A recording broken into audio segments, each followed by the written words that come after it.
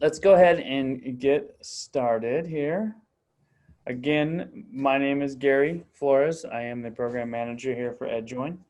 I've had the privilege of presenting at the last 6 conferences.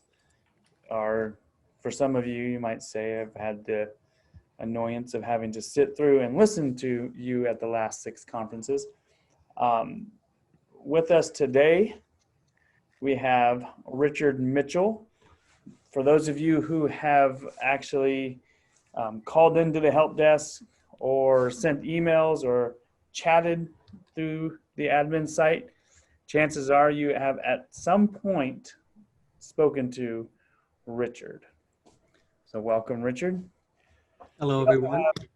We also have Key Her. Key Her is one of the system leads for EDJOIN. Again, you guys have also had the privilege of listening to Key over the last couple of years present at especially for the EDJOIN side of things.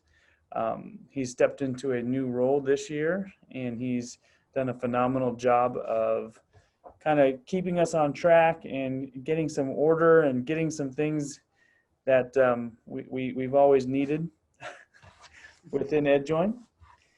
And well, we also have Brian Campbell. So Brian is also going to be joining us. Brian is going to act as our moderator because he took some wonderful notes in the last sessions of some of the questions that have come up that we did not get to answer during the session. Brian is also on the help desk. Brian has been with us for 5 years now, 4 years. And 4.5. If you didn't talk to Richard, you were talking to Brian on the help desk. So we hope that we can answer any and all questions. We will also be available through chat on Monday and through the phones, and we will be scheduling some training sessions, I'm sure, based off of kind of what has come out of this. So what we'll do, Brian, did you want to kind of get us started from the beginning of, were there any questions or anything that we needed to address in some of the exciting new changes and updates that we've had in our first session? Hey, everyone. Yeah, so in the first session, there was a couple questions that didn't actually get addressed. One of them was, to use the EDJOIN interview app, do you have to log into the EDJOIN admin first and select interview for the candidate, and then will you see it on the app? I downloaded the app and it just says no data. I'm going to go ahead and copy this over for you. Okay. Key, did you want to go ahead and take that one? Okay, so what was the question again? I'm going to copy into the Q&A section. Richard, you go ahead and you can take that one. So yeah, there is another step to complete the interview. When you go to the applicant tracking page, there is a process apps drop-down menu. You want to choose interview systems. That's when you will go ahead and start creating that interview.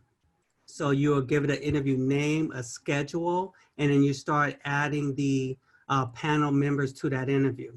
Once that is done, then it will be available in the interview app. The interview app is something that you would again, like that you would actually download, and you'd be able to do all your interview straight from there. But one step that we kind of did not really talk about is that good old, and those of you guys who have heard me in the past, it is the library section. Mm-hmm. The library section is vital to EDJOIN and to the actual whole process there. So you really want to make sure that you have all of the interview questions and your interview set up there first. All right, so I have the screen up based on what Richard was explaining. If you're on applicant tracking, process add apps, interview system, and you can go in and create a new one. Interview. Then once you have all this filled out and assign interviewers and candidates, it will automatically populate on the interview app. As Gary mentioned about the trainings, that will probably be our first training, our weekly training in the future. The current page where you see Key is on, this is where we will announce the webinars and also have those links where you can register. Yep. And with training, piggybacking off what Richard was talking about, we used to have a weekly training, but because of the conference, we had to put it on hold. So as soon as the conference is over, we're going to start it back up on every Friday, weekly training, and we'll have different topics throughout. So, and if you have any suggestions on topic or something that you would like to see, just go ahead and email the help desk and we'll add that onto our list. All right. So hopefully that answered your question. If your question does not get answered fully to what you were expecting, please feel free to email the help desk, and we'll do our best to get back to you to get you maybe even a step-by-step walkthrough of that process. Brian, do you have another question? Yeah, I have another question from the first session. I'm putting the questions in the chat for the attendees to see as well. So this question just is simply, I'm only able to archive one posting at a time. Is that normal? So that is not normal. You should be able to archive more than one. So for example, if you're looking on the screen, job postings, you should be able to archive multiple. There is a select all at the very top. You can view up to 1,000 if you have 1,000 job postings. So again, you can go from 10, you can select individuals. If I were to click archive, you just have to confirm. A few months ago, there was an error message every time you archive multiple postings. So that actually has been resolved. If you're still getting that, please reach out to us, but you might want to clear out the cookies and cache, and hopefully that error message will be removed for you. And then you can archive multiple postings. Okay. Perfect. And again, like I said, if it doesn't answer your question, please feel free to give us a call. Yep. Okay, Brian? Okay, this one is going to be from the second session, streamlining your hiring process. And let me just put that in the chat. So the question is, what is the best way to mark if a candidate has taken a test but has not passed it? The old app tracking allowed me to track this. In the new app tracking, it makes it hard to filter candidates that took the test and passed or failed in order to send emails. Okay. So this section, the test section, is actually not one that is utilized as much as we thought. It is a section that we have had multiple discussions about how we can improve upon it.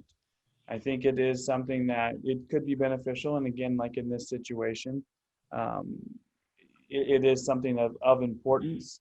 So as of right now, that is one piece that we are looking at trying to improve right now. So I would kind of just stay tuned. We're still, like I said earlier, we're still kind of working through a lot of our applicant tracking sessions, and we're working through a lot of. Go ahead and watch that, and we'll chat. Let me think about this for a minute. A lot of the. Okay. Thanks. All right. Bye-bye. Sorry, a lot of the applicant tracking is still going through the final kind of stages of the updating it there. You can also add a task to your tracking options page where you can include testing. So that way, when you go back to the applicant tracking, you can choose yes or no if the applicant passed or failed the test. And then that would assist you with the filter when you send out those emails.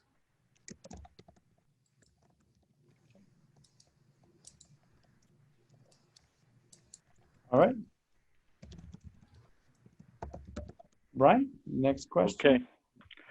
So the next question is there a way of selecting restrict to all screeners instead of having to click on each one individually? So let me start with this, and then Key, you can jump in there and show that. So you want to be really careful with restricting everyone on a posting, because you're going to restrict yourself in that whole process. So we purposely did not allow you to restrict everyone at once, because once you restrict yourself, or once you're restricted and everyone is restricted on that posting, we require an email from the superintendent or the director of HR to grant access to that posting again. So it is something that it will completely go away from your job posting list. So I know it may be tedious, but it is that way for a reason. We did not want to cause it or have any confusions of, you having to go to the superintendent and ask them to send an email to EDJOIN because you accidentally restricted everyone on this posting. So it's by design. And so it's not something that we're really looking at making any changes to that. Yeah, be careful. It does happen all the time. Yeah, it does. We did that based off experience. This is something that we have experienced a lot of, and many people have accidentally restricted everyone. Okay, Brian, what is the next question we have? Okay, the next question is, how would we see a list of screeners, reviewers who have identified to interview? I believe they're asking, how would we see a list of who screener reviewers have identified for interviewing? Okay. Key, do you want to show the list? Yeah, of where so on the new applicant tracking, if you were to expand the candidate panel, if your pre-screeners made the indication that they qualify for an interview, all they need to do is just select check interview. It'll automatically populate the interview icon at the top in the primary panel. And another good thing that is helpful with the interview button is that when you assign someone or mark someone as interview, it automatically adds that candidate to your interview system. Yeah. For screeners, once they add their recommendation for an interview, you also want to check the overall summary page. That's if you use the screening scores, you will see the scores, and also a yes or a Y or a no if the screener recommended the applicant to be interviewed. So yeah, that page will definitely. That page is getting a major update. Don't worry. I know everybody likes the NAs, but yeah, it will have to go. Awesome. So real quick, I do see a question in here, Brian. I want to address it before it kind of gets lost in the shuffle. And the old applicant tracking displays the number of applicants 1 to 12. Can we add that to the new applicant tracking page? And he is already answering, shaking his head. Yeah. It's coming. So Mario, It's yes, coming. yes to your question. It's coming. So, it's one of those things that, I'm sorry, Keith, it's one of those things that you're going through and you're making all these updates and you're doing all these things, and then you realize, oh, wait a minute, we forgot something, or this is something that's really important to you as an admin user. So we do realize that, and we're working on it. And just to interject a little bit more, I've been mentioning it on every single training and sessions that I had and I was on. Again, I cannot emphasize this enough. If you have anything that you would like to suggest to us, email the help desk or the suggestion box. That is edjoinsuggestions@sjcoe.net. So we look at that list on a daily basis. And kind of staying with that same theme, Laura Clifton is asking, and will there be an option for being considered all, like we're able to utilize in the old applicant tracking? This old applicant tracking is coming back to continue to haunt us. Yes, that actually, Laura, that's coming back as well. That's coming back. Yeah, so that's actually, I think, in one of our next 1 to 2 rollouts. So it's coming back. If everything goes well, if everything goes well, it should be on the next rollout. So. All right. Okay, Brian, let's go ahead and go back to any other questions that we've had.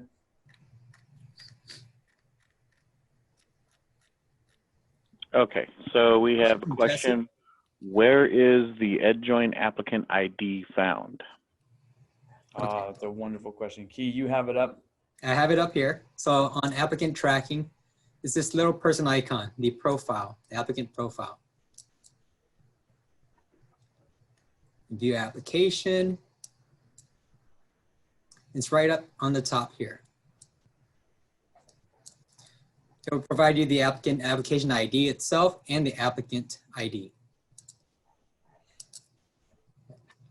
That's a pretty straightforward one. So if you do have any other questions about that, feel free to email the help desk and we can show you again where that's at. Okay, Brian?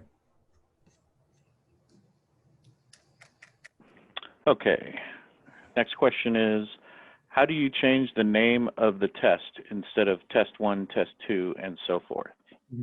That's Richard's favorite question. Go for Richard. Yeah, so that would have to be in the, if we were to update the add test scores, where you can include where you can edit the column header. So if you go to test scores, as of right now, it is test 1, test 2, all the way like to I believe 10. But yeah, that is something we would have to look into where you can edit the column header. Right. That would be one of the things in some of our updates. Yes. Definitely. So we have a thing we call PBI, product backlog. So whenever you submit a suggestion, we take that and we put it into that backlog so that when we do update the system, we can go through the list and pull it out and add it to a rollout project. All right. Okay, Brian, we'll go to the next question. Okay, so moving into the next session, we have a question there. How do you change the name? I'm sorry. Oh, we already answered Do that the one. legal, sorry, it put it right next to it. Do the legal questions appear on an application when you download the application regardless of access level? Want to take that one, Richard? So if the admin user does not have access to the legal section, it would not be available. It will not be available on the application. Also, if you were to print a blank application, it would also be blank too.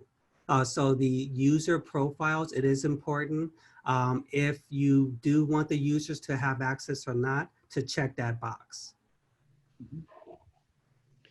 And if they are restricted in the profile, on the screening management page is an option for them to see it.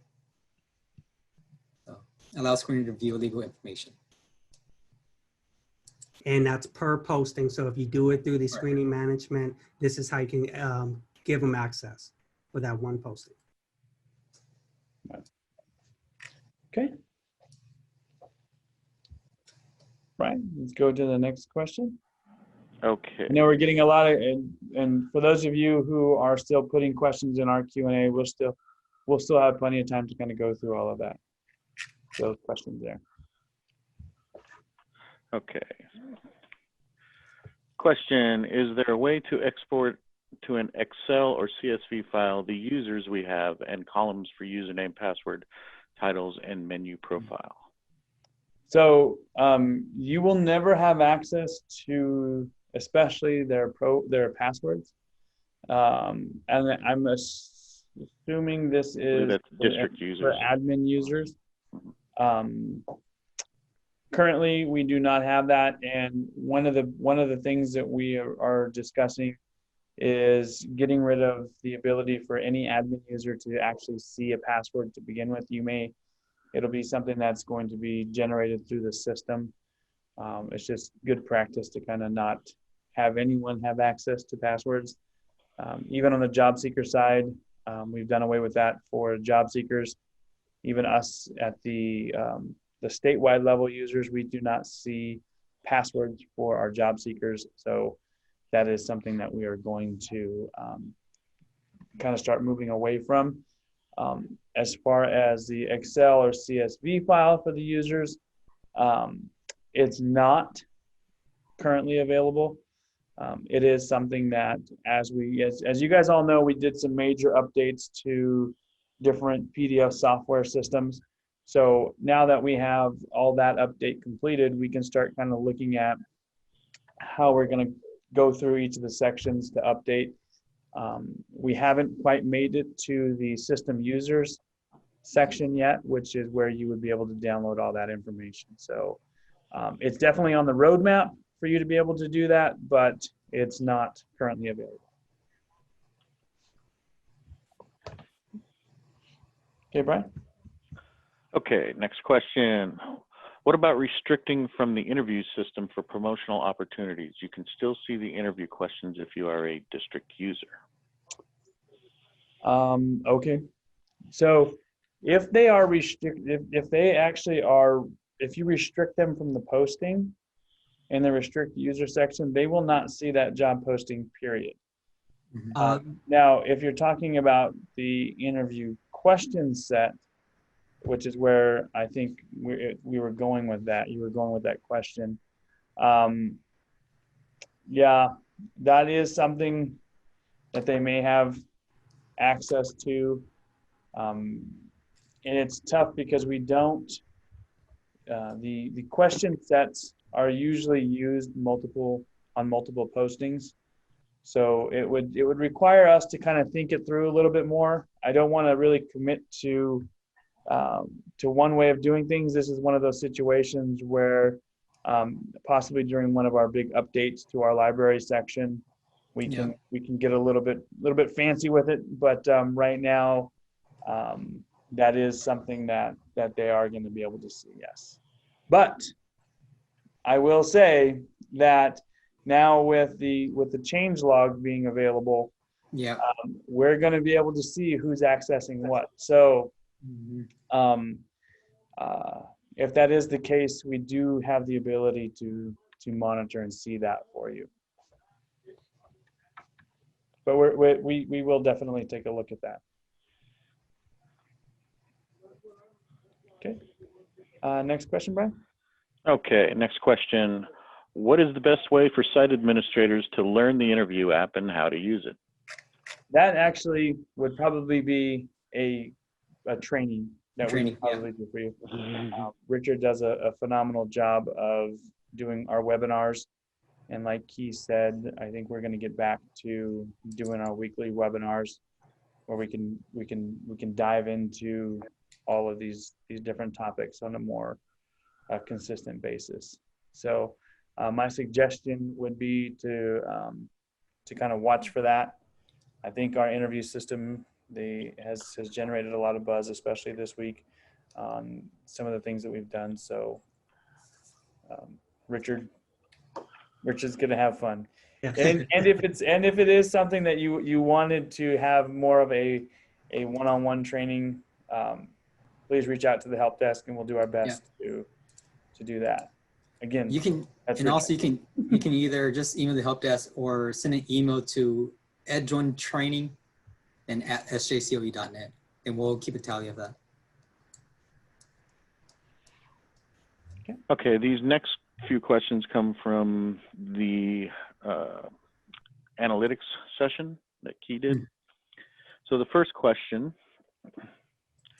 do you recommend we post titles for an elementary teacher vacancy as position specific? For example, a kindergarten teacher or a secondary teacher position in science as a biology teacher? Yes, I definitely do agree that it is better to be specific with the job title, posting title, because it really depends, because if you are more specific, you will have more quality applicants. Instead of just putting a generic posting out there for a teacher, you're going to get all kinds of application where you have to sort through. And I believe that the way how job seekers are searching on our site, and when it comes to those topics or those subjects, they are more specific when they're searching. And especially since we are tying into the Google Jobs, it's something that we've started to kind of see that the job seekers are a little bit more keen on being specific in what they want to teach now. So anytime that you can be specific, and it doesn't just necessarily go to the name of the position. One area, I don't think I've seen this question come up, but one area that is important to a lot of job seekers, and I think we can all kind of agree and attest to, but it's the salary field. Yeah. You really want to stay away from the to be determined, depending on experience or anything that's really vague. What we've known, Yeah. what we've seen in the past is, I want to be able to see how much money I'm going to make. So be specific in those areas, Mhm. not just in the job title. Okay. All right, next question. Are you able to break down analytics by ethnicity of users as we are trying to diversify staff? So for that one, we cannot. The only way that we can try to break it down is through language. So other than that, that's all we can do. Okay. That's pretty much all the questions from the previous session. I did see a question just come up in chat. Do you remember? Wait, let's see. Are you I think working? there was- Yeah. sorry. So I was gonna we have some questions here, and then we'll get Sheila. We'll get to your Okay. question next. There you go. So this one is an anonymous attendee. That's pretty neat. What are some of the districts that have utilized EDJOIN the longest, and can you tell us what is it that has made them successful using EDJOIN? Okay, so without naming each specific district, I can give you some of the things that have been something that has been success for them, and that's actually utilizing EDJOIN to its fullest potential. So it is taking advantage of going paperless. It is taking advantage of, like Key was mentioning in his sessions, what he has right over on the screen is utilizing your portal. What we have to realize is, and based off of what even Key's sessions, we're going into the actual data, right? Millennials are using the site more and more. And what we have found is that millennials like to see, that's why I mentioned job description is important. Money is important to them. They want to see the nice, flashy, blingy stuff. So we really encourage you to be active. Again, you'll look at SJCOEs. We keep doing our shameless plug. But they have a wonderful video up on their site that tells you, why do you want to come work here? They actually they've produced videos that have also been specific to positions, that have said, here's a day in the life of an instructional assistant. So it gives them an idea of what they can do, what they will be doing. Excuse me. Then the other things that they've taken advantage of is, if you notice here, SJCOE is very active on Facebook and Twitter. They've added those things to their actual portal page. So really, we've said it before. You're not just in HR, you're in sales. So you have to constantly be selling your organization. And if you're not selling your organization, making sure that you're staying up on the postings and staying up on even the social media. That is something that a lot of millennials, and he's shaking his head because he's a millennial, that things are important to them. We kind of joke that the right side of the job posting of the portal thing is the millennial side, and the left side is the non-millennial side. So those are some of the things that I've noticed through my time with EDJOIN that has allowed those who have been successful do the job fairs. Elk Grove Unified, we're sad that our good partner at Elk Grove Unified, she got moved to a different Valerie. area.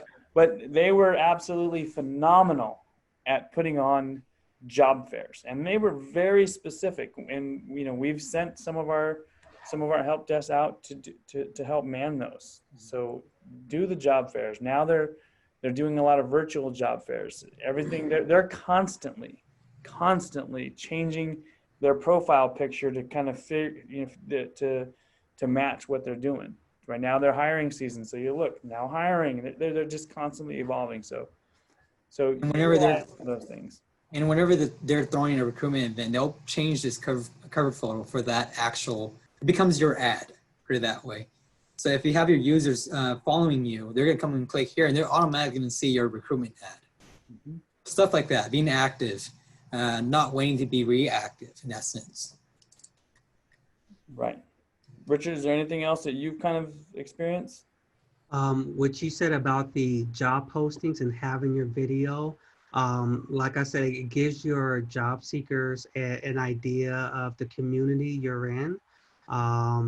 Like some smaller districts, like if they don't really get a lot of applicants, they will put like, oh, I'm from Disneyland is close by, things like that are close by, where it becomes like, oh, I can start looking in this area because wonderful tool, wonderful tool. Right. Okay. So the next question from Karen Watts. Are any changes planned for the summer school model for 2021? Key. Let's see. What was the question? Are there any plans to change or update the summer school for 2021? Summer school applicant tracking, right? What do you? I'm sorry. I think the question was just kind of in general, is what, if any, we were planning on doing for the summer school section.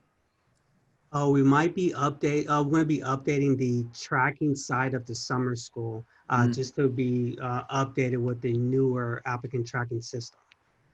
Right. Yeah, That's so the one thing right now.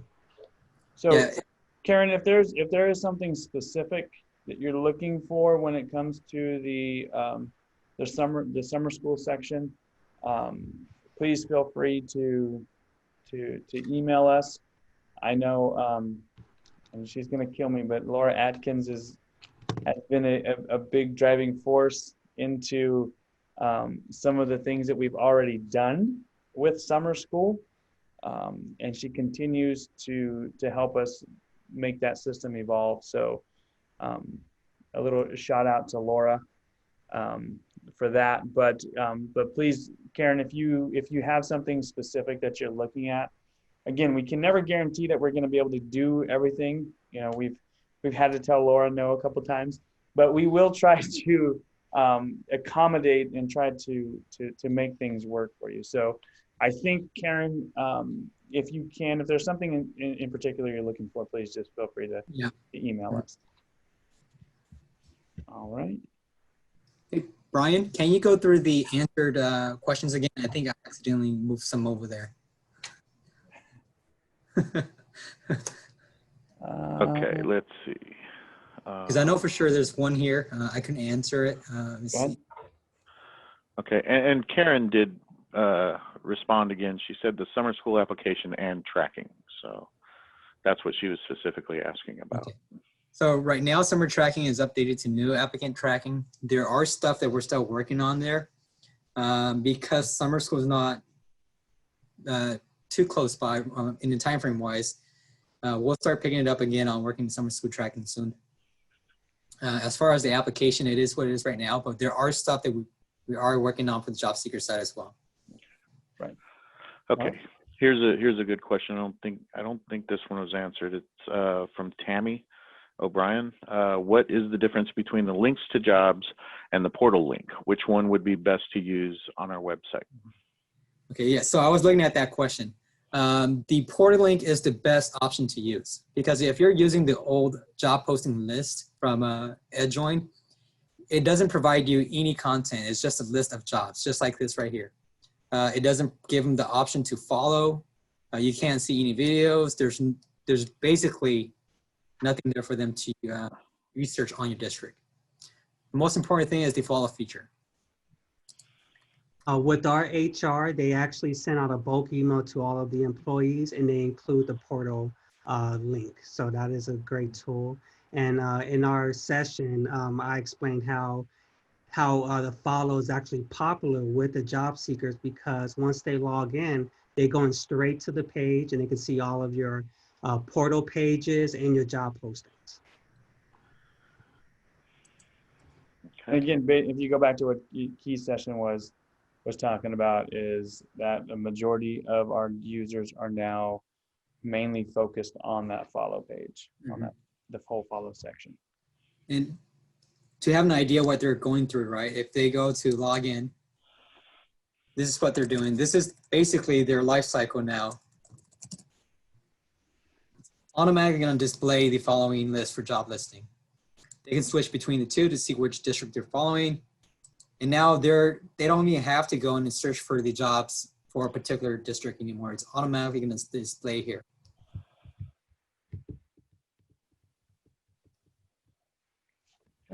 Okay. All right, so Okay. we have You guys another ready? question Okay. for Bernice Pantoja. When making notes to the applicant for future reference, the same note appears on all applicants in that posting. How can I make a note for a single applicant? Key, do you want to pull up Yeah. the admin site? Are you referring to this note? I'm assuming you're referring to this note section here. If you're seeing if for example, if I enter a note here, note add, and I go to the next applicant and open it, it should not be appearing here. It may be something with your browser. Make sure you clear your history and cache and test again. If it's still translating to the next applicant, make sure you contact the help desk so we could take a look at it. And if you're using Chrome, it's very easy to clear cache history. Select your history, the browser data, and make sure you clear your cookies and cache. So we do have a question from Laura. Key, the new applicant tracking for the summer school system. Do we have a time frame set for that yet?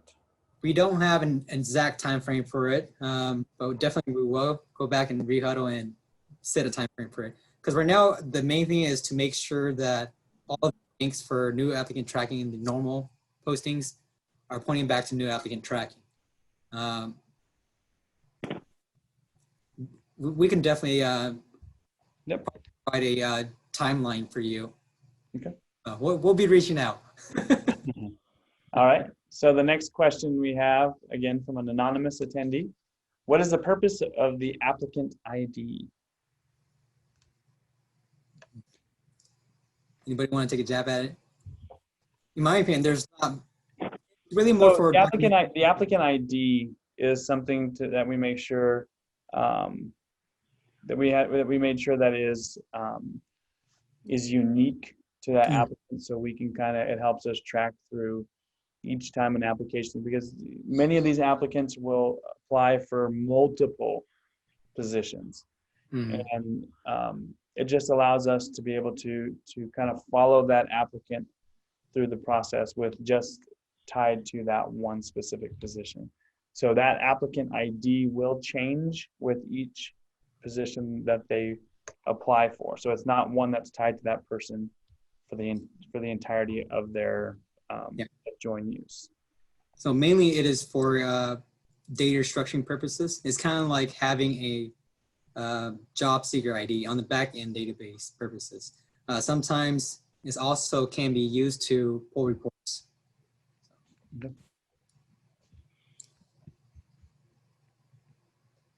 Okay, so the next question from Sarah. Will we ever be able to remove multiple candidates from the applicant tracking like we did in the old applicant tracking system? So that feature we've kind of gone back and forth with, as far as being able to remove multiple. The problem, Sarah, that we kept running into is people accidentally removing too many. And I didn't mean to remove that one, can't find them again. As of right now, we don't plan on bringing that feature back, but it is something that we're not completely opposed to revisiting. Okay. Bernice asks, old applicant tracking allowed us to filter names by letter, which was helpful for large applicant pools. Could this feature be added to the new tracking? Key. So right now we're trying to stay away from the alphabetical sort on the filter. We are working on improving the search results overall. Right now we understand that if you type in an age, it's going to pull an age for anything for all cases. But definitely we are working on improving the overall search results. The answer to that is no, we're not going to bring back the alphabetical.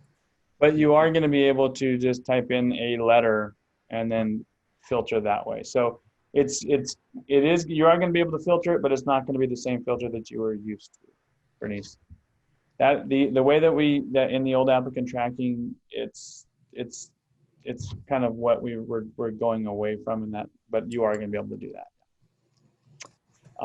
The next question from Sarah, is there a way the reason why I can, okay, we did discuss that, Sarah, I think we discussed that to one. archive that posting. Karen, we did do that. Josh, have you thought of having the URLs for the links to jobs point to the new portal pages so districts don't even have to update their sites? Yes, we have. And I think that is something that we're kind of going towards. So what we're doing in how we're kind of going through the site, we're going piece by piece through the site. So that is something that, yes, Josh, we will be moving in that direction. Okay, the next question, Christopher Gonzalez, can we add view all in the filter for new applicants, the new applicant tracking system? So the question, go ahead. That's something we actually have in our dev site, and we'll be pushing, maybe not in this the next rollout, but it is coming soon, a view all.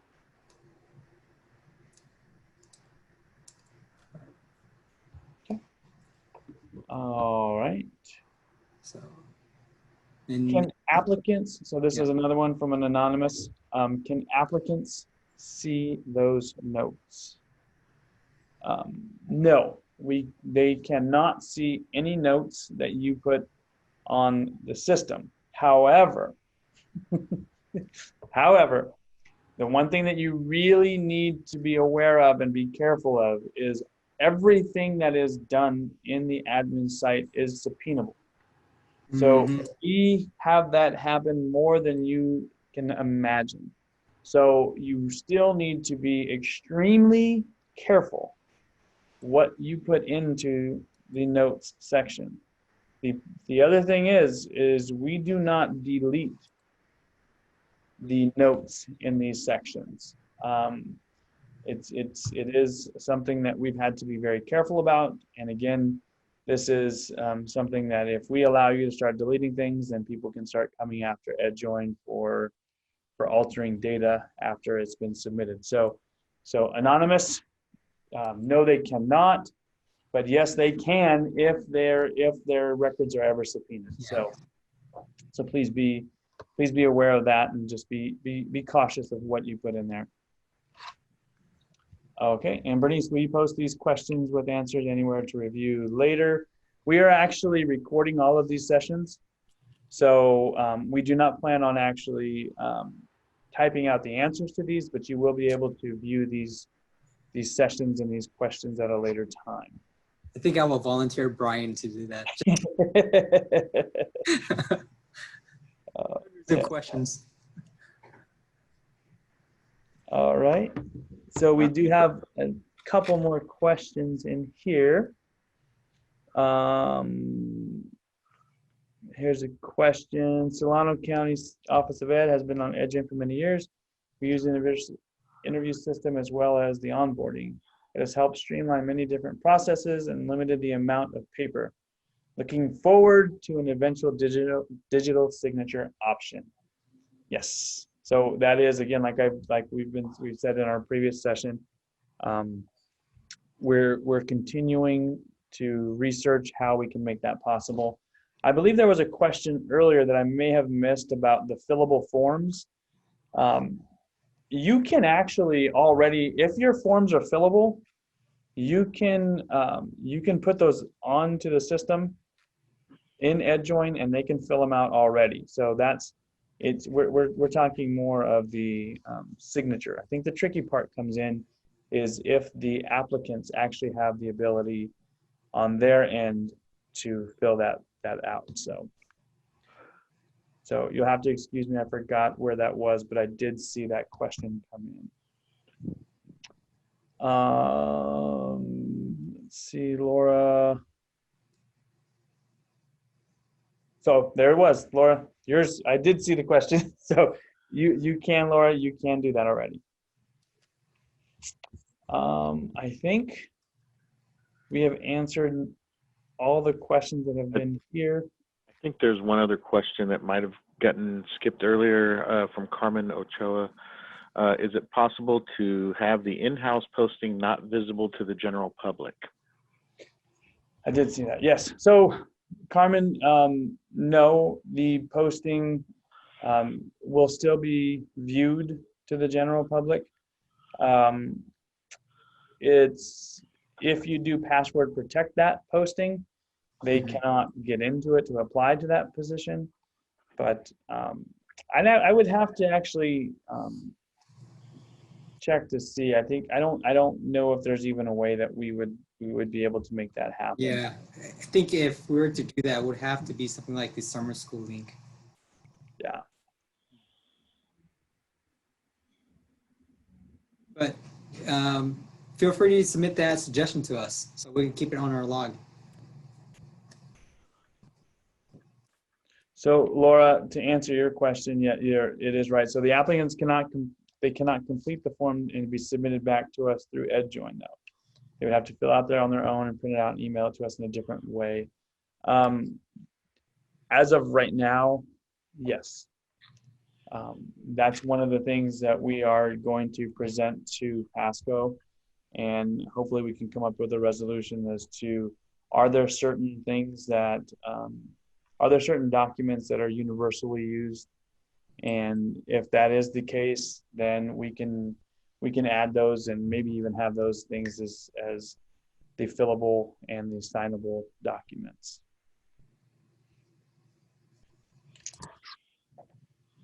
Okay, I think we have answered all the questions. Again, thank you all so much for all the hard work that you do. We really appreciate the support that you've all given us. We hope that if we have not answered any questions, if you need any additional training or any additional things that maybe we didn't get to today that you're thinking about, please email us, reach out to us, and we'll do our best to answer everyone's questions or concerns. Richard's going to get back to doing the weekly webinars, and so that should go into more depth and more details as to the actual getting into the system. We apologize we couldn't get to doing all of that this year. A little bit different format we had to do. Hopefully you all enjoyed it. We look forward to God willing, get to possibly have this live next year. We'll see kind of what happens. But either way, regardless of that, we will continue to move forward with the process, with improvements in EDJOIN, and trying to make sure that we can put the best product forward to help you do your jobs. With that, I think there is another question that came in if you want to answer one more. We do have time. When posting a position, we have to limit the posting for 1 day in order for the in-house application to be used. Is there a way to change this? See here. When posting a position, we have to, I'm sorry, I have to read it again. I'm trying to see if I understand it correctly. 1 day in order. Change how many days even after an in-district application has. So I know Right. So you get to determine, Maria, how long you want that. You can keep it for the entire posting period, or you can limit it to 1 day. You can also password protect it. I think it may be something that we can't answer here on this in this session. So maybe Maria, if you would send your email in, or we can give you a call to see if we can assist you further with that. So with that, again, I thank you all for attending and putting up with us for the entire day. Hopefully you walk away, again, like I said, you walk away with a little bit more knowledge, and just know that we appreciate everything that you guys do. Thank you very much. Thanks, everyone. Thank you. Guys, have a good weekend. have a good weekend.